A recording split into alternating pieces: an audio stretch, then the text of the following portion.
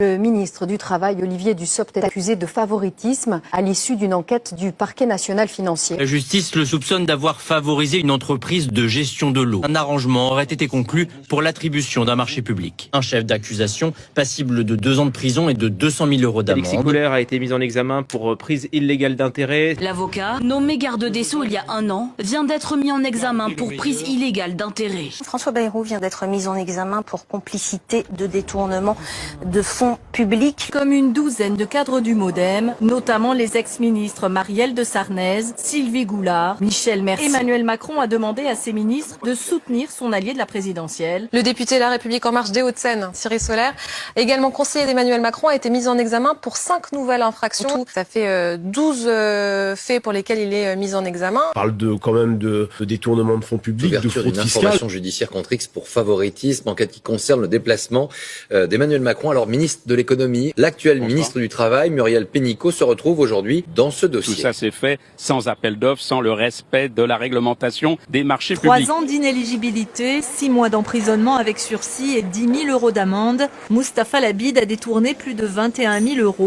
Le ministre délégué au PME, Alain Griset, démissionne du gouvernement après sa condamnation à 6 mois de prison avec sursis. La Cour d'appel de Paris a également prononcé à son encontre une peine d'inéligibilité de 3 ans. Jean-Paul Delevoye, Le haut commissaire aux retraites, dans sa déclaration d'intérêt, il a omis de mentionner 10 mandats sur les 13 qu'il occupe et surtout, il a continué de percevoir des rémunérations comme président d'honneur d'un think tank après sa nomination au gouvernement, ce qui n'est pas seulement contraire à la loi, c'est contraire à la Constitution. Je suis certaine que le haut commissaire est de bonne foi. Moi, je pense que c'est quelqu'un de très droit. Il n'y a pas de volonté de dissimulation, il y a de la bonne foi. Moi, je doute pas du tout de sa bonne foi. Et je ne doute absolument pas de sa bonne foi. Alors, il a été condamné le mois dernier pour les omissions dans sa déclaration d'intérêt. Alexandre Benalla est donc condamné à 3 ans de prison, dont 1 année ferme. Moi, tu qui, moi? Le député La République En Marche, Stéphane Trompi, a été condamné pour harcèlement sexuel. L'ex-députée Anne-Christine Lam a été condamnée à une peine de 3 ans d'inéligibilité après avoir reconnu un détournement de son indemnité de frais de mandat. Vous mentez.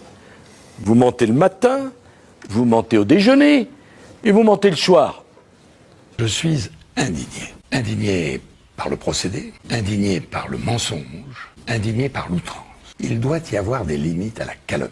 L'ancien président a été déclaré coupable de détournement de fonds publics, abus de confiance et prise illégale d'intérêt. Il est condamné à 2 ans avec sursis. Je veux être le président de la vérité et le président de l'honnêteté. Il faut des responsables politiques honnêtes, irréprochables. Ceux qui ne respectent pas les lois de la République ne devraient pas pouvoir se présenter devant les électeurs. Qui imagine un seul instant le général de Gaulle mis en examen? Il y a eu les calomnies qui sont passées par là. Il y a, comme vous l'avez vu, une opération d'une extrême ampleur de calomnie très professionnelle. Je voudrais dire que je suis innocent. Nous sommes devant une procédure judiciaire qui n'est pas normale. 5 ans de prison, dont 2 fermes. L'ancien Premier ministre français François Fillon a été condamné en appel à une peine de 4 ans de prison, dont 1 ferme. Quand on n'a rien à se reprocher, on se sent bien. Moi, j'ai rien à me reprocher.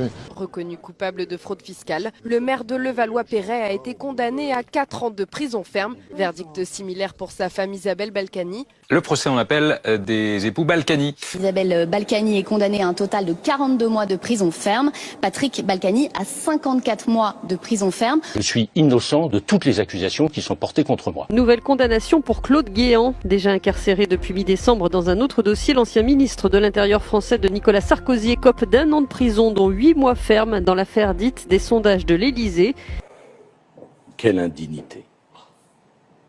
Est-ce que vous croyez vraiment, je le dis aux Français qui nous regardent, que si j'avais quoi que ce soit à me reprocher, je me lancerais dans cette nouvelle campagne?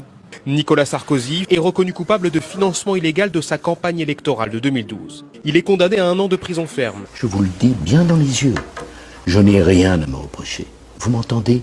Rien. Ni là, ni dans d'autres affaires. Nicolas Sarkozy est condamné à 3 ans de prison, dont 1 ferme, du jamais vu sous la Ve République. Il a bien tenté de corrompre un haut magistrat avec la complicité de son avocat. Et les Français doivent le savoir. Je ne suis pas un pourri.